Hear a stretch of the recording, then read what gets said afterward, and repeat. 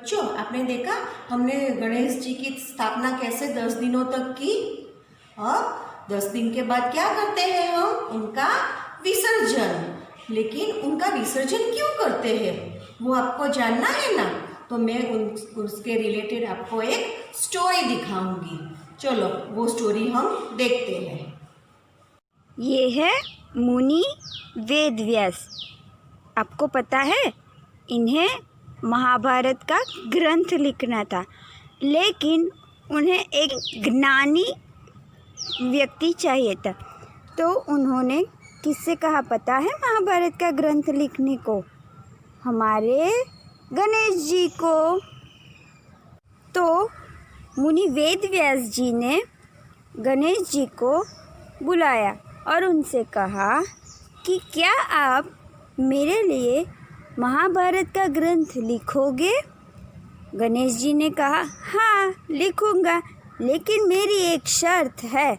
जब भी आप महाभारत बोलेंगे तब आपको रुकना नहीं है। अगर आप रुके तो मैं महाभारत का ग्रंथ नहीं लिखूँगा। फिर मुनि वेदव्यास जी भी गणेश जी की बात मानकर महाभारत की कथा बोलना शुरू करते हैं। जैसे जैसे वेदव्यास जी कथा बोल रहे थे, वैसे वैसे ही गणेश जी कथा लिख रहे थे। आपको पता है महाभारत की कथा कितने दिन में लिखी गई है? 10 दिनों में। हमारे गणेश जी ने ये कथा बिना रुके 10 दिन में लिखी है। लेकिन ऐसे ही लिखते लिखते उन्हें 10 दिनों में उनके शरीर का तापमान बढ़ने लगा। मुनि वेदव्यास जी ने सोचा कि अगर ऐसे ही उनके शरीर का तापमान बढ़ने लगा तो उनका ध्यान बढ़ सकता है। उनके शरीर का तापमान घटाने के लिए मुनि वेदव्यास जी ने गणेश जी के शरीर पे मिट्टी लगाना शुरू किया। लेकिन बहुत दिनों तक मिट्टी गणेश जी के शरीर पे रहने के कारण गणेश जी मूर्ति जैसे बन गए। लेकिन फिर भी उन्होंने महाभारत का ग्रंथ लिखना चालू रखा। 10 दिनों में महाभारत का ग्रंथ खत्म हो गया। फिर 11वें दिन मुनि वेदव्यास जी ने उन्हें नदी में ले गए ताकि उनके शरीर पे जो मिट्टी सख्त हो गई थी वो निकल जाए और गणेश जी चेतना में आ जाए। तो ये है गणेश जी के विसर्जन की कहानी। आपने देखी ये स्टोरी? कैसी लगी आपको ये स्टोरी? अच्छी है ना? और आपको ये भी ज्ञान आया ना कि क्यों हम गणेश जी का विसर्जन करते हैं, किसके कारण? हाँ, अब हम गणेश जी का विसर्जन करेंगे, वो भी आपको देखना है ना। पहले हम क्या करते थे? गणेश जी का विसर्जन कहाँ पे करते थे? तापी नदी में करते थे या कोई तालाब होता था उसमें करते थे।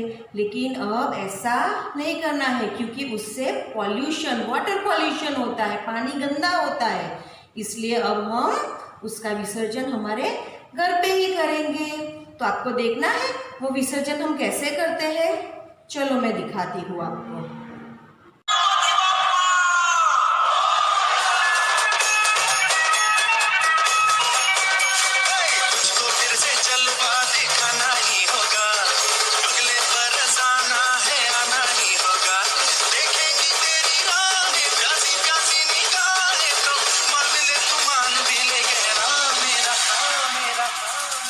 लौट के तुझको आना है, सुन ले कहता दीवाना है, जब तेरा दर्शन पाएंगे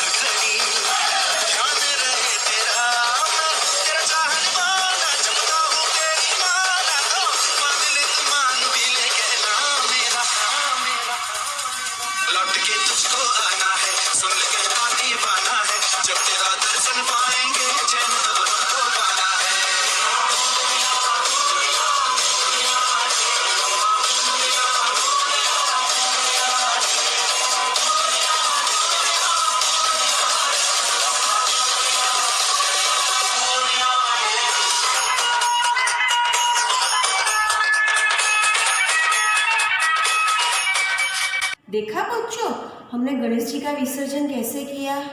वो इको फ्रेंडली हो गया ना, हमारे घर पे ही किया। अब 2-3 दिन बाद वो जब गणेश जी पूरे पिघल जाए तो उसकी मिट्टी का हम क्या करेंगे, वो भी मैं आपको दिखाती हूँ। और वो देख के आप भी अपने घर में ऐसे ही करना। देखो बच्चों, हमारे गणेश जी इसमें अभी विसर्जित हो गए हैं, मिट्टी हो गए हैं। अभी हम ये पानी का क्या करेंगे, ये पानी हमारे घर में जो प्लांट्स है उसमें डालेंगे। ये पानी पवित्र होता है ना, तो इसे हमें फेंकना नहीं है। हमारे घर के कोई भी प्लांट में हम इसे डाल सकते हैं, फिर अंदर रह जाएगी सिर्फ मिट्टी। देखो बच्चों, सारा पानी प्लांट्स में डालने के बाद नीचे रह गई सिर्फ मिट्टी। अभी ये मिट्टी का हम क्या करेंगे, प्लांट्स उगाने के लिए हमें मिट्टी की ज़रूरत पड़ती है ना, तो ये मिट्टी हम लोग प्लांट्स उगाने के लिए कोई भी पॉट में डाल के उसमें प्लांट उगा सकते हैं। देखो, इस तरह हम कोई भी प्लांट्स ये मिट्टी में उगा सकते हैं। ये मिट्टी पवित्र होती है, गणेश जी की थी ना, इसीलिए तो हम इसमें प्लांट उगाएंगे, फेंकेंगे नहीं।